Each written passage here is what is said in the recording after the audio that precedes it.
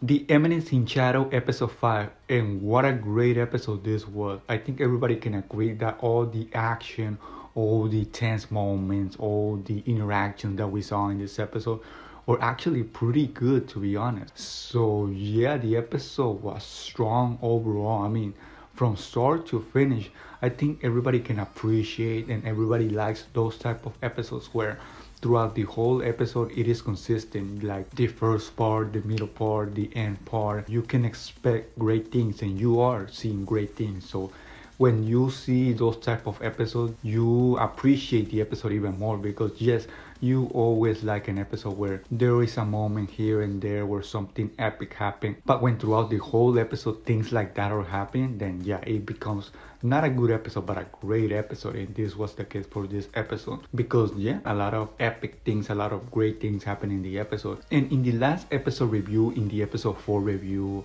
I was talking about that I expected, Alexia to figure out that the one that was in the suit, or the one that calls himself Shadow, was actually Sid.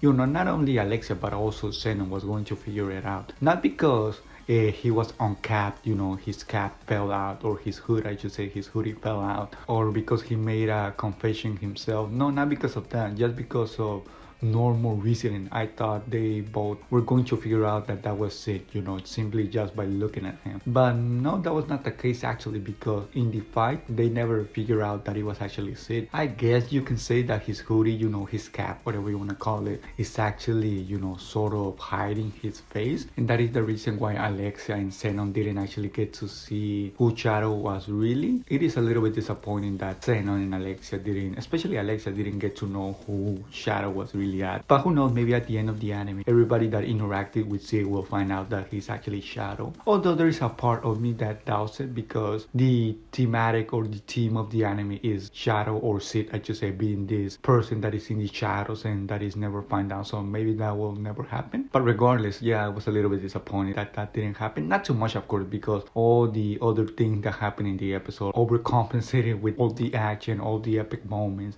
all the cool interactions. So yeah, I guess it is to be expected when you really think about it that he wasn't really found out. And yeah, we get this epic fight between Xenon and Sid. And just like I said in the previous episode, I mean, Xenon was not really a challenge, was not really a threat for Sid, because I mean, Sid was all chill, was so relaxed, just fencing, just sword playing with him. He was not even trying, to be honest. And Alexia was just there contemplating and watching the fight. She was excited at the same time, I could say, although she was not really showing it, but she was excited at seeing Sid do the swordplay, the fencing style that she does also. This is something that I predicted that was going to happen in this episode, that she was going to again appreciate her own fencing style. And yeah, that is exactly what happened in this episode, because seeing Shadow, fight Xenon in her own fighting style will make her appreciate her swordplay or her fencing again. So yeah, that definitely happened. And we see an epic moment where this Xenon guy is talking about the order and how he wants to join it. This supposedly 12 people that are the most powerful in the cult of Diablos. Well, he's talking about that. Then he takes the pill and he powers up. But even then, Sid is still, relaxed. He's not even phased. He simply strikes him down. He makes a debut of a new move in the anime, which is the atomic slash. I think he says, I am atomic or something like that. Or maybe I'm remembering wrong. I think he said, I am atomic. And then he continued to slash Xenon. Yeah, that was actually epic. And to be honest, I wasn't actually expecting that big of a blast of a blow to happen. When I heard the word atomic, I thought he was just being a little bit showy, a little bit out there. But no, he actually meant it, because the blast that the slash or the strike made was actually pretty huge. It could be compared to, I guess, a mini nuke, a mini bomb. So yeah, it is actually true. He was actually atomic, because yeah, the blast that he made was actually pretty big. And it was actually pretty funny to see how Alexia was almost caught in the blast too. I don't know how she survived it. Maybe Sid, or I should say Shadow, made it so she wasn't caught up in the explosion too. But yeah, she was all surprised and all shocked when she saw what Shadow's powers could do. And the other part of the episode focused on Iris fighting this monster that we saw in the last episode, Escape. And she was actually handling herself pretty well. I mean, she wasn't really doing that much damage to the monster when you really stop and think about it, because the monster was just regenerating regenerating himself. But at the same time, you can say that she was not actually struggling or was not actually on the brink of death, because she was handling herself, she was confident, she was not, all scared and trying to run away. That shows you that, yeah, she's not called the strongest Black Knight for no reason, because she's actually pretty strong. I mean, nobody was able to lay a hand on this monster, and then here comes Iris slashing this monster apart. So yeah, she's actually pretty strong. But I guess you can say that she's not as strong as Alpha, because then Alpha comes and basically destroys the monster in one slash. And then we get this scene which is actually pretty surprising. It actually caught me by surprise, because I actually wasn't expecting the next thing to happen. We saw the monster in the previous episode all caged up, tied up, and I actually didn't expect that monster to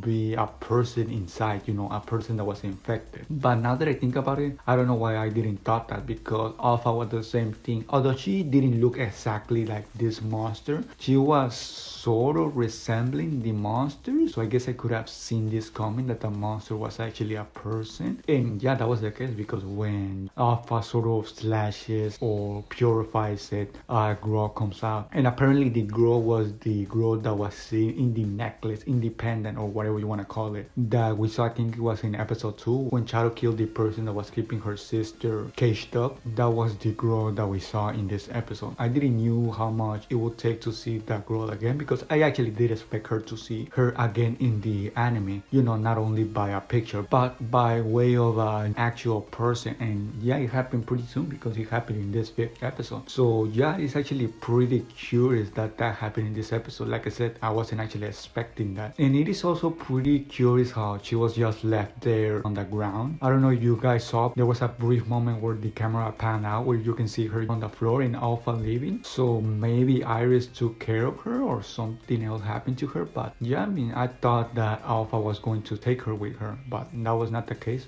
Or at least it didn't seem to be the case, because she left and she was just there on the floor. Then we get the next part of the episode, which I guess you can say is the final part of the episode.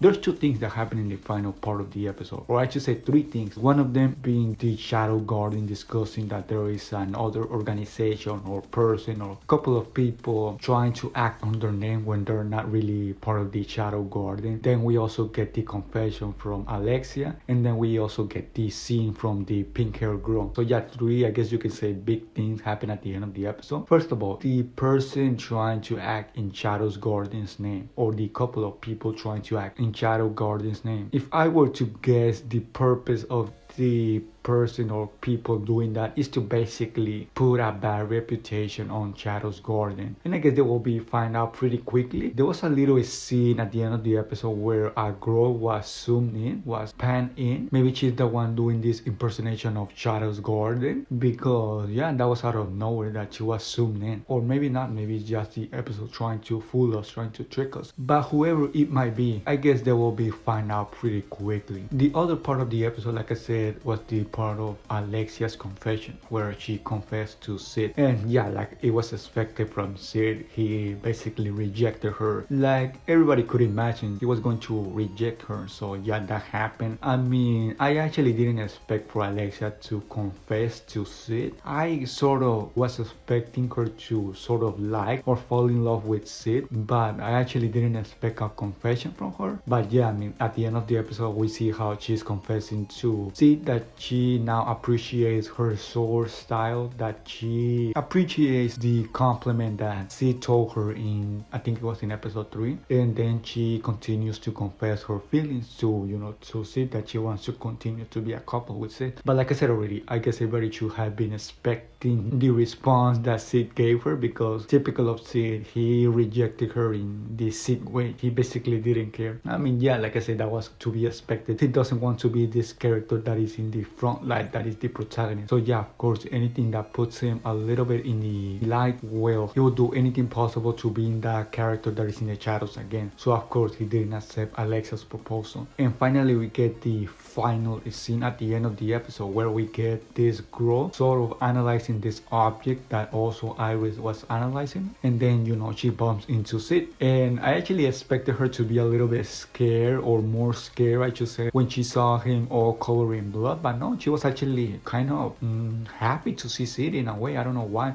I don't know if that girl knows Sid or something like that. But yeah, she was actually surprised in a way, kind of happy to see Sid, even though he was all covered in blood, like I said. But yeah, it was seen to be that two unknown people, and when I mean unknown, is unknown to each other. People are going to interact, are going to have more screen time, just like it was the case for Alexia and Sid, and now it is the turn for Sid in this girl. I don't think this girl is the girl that we saw independent in the necklace, you know, the picture of the girl that we saw in the, or I should say the photo of the girl that we saw independent. I don't think she was the one. So let's see what is the case with them two. Going by this episode, the anime would seem to imply to us that every now and then Sid will interact with a new girl or with a new character that is not part of the Shadow's Garden, and they will have some sort of relationship, some sort of interaction that makes them closer. And maybe after this pink hair girl, there's going to be another one and another one, just like that until the end of the anime. So yeah, going by this episode, it will seem that that is how it's going to be going forward. So let's see if that is the case. It is actually good in my opinion to see Sid interact, or cycle I should say, interacting with people every couple of episodes. First it was Alexia, and then it is this new pink hair girl, or pink reddish hair girl I should say. So yeah, that is actually good in my opinion, cycling new people, because we get new characters. But yeah, that is everything that I wanted to say for the episode review. I hope you enjoyed my review, and I guess I'll see you all in the next episode review.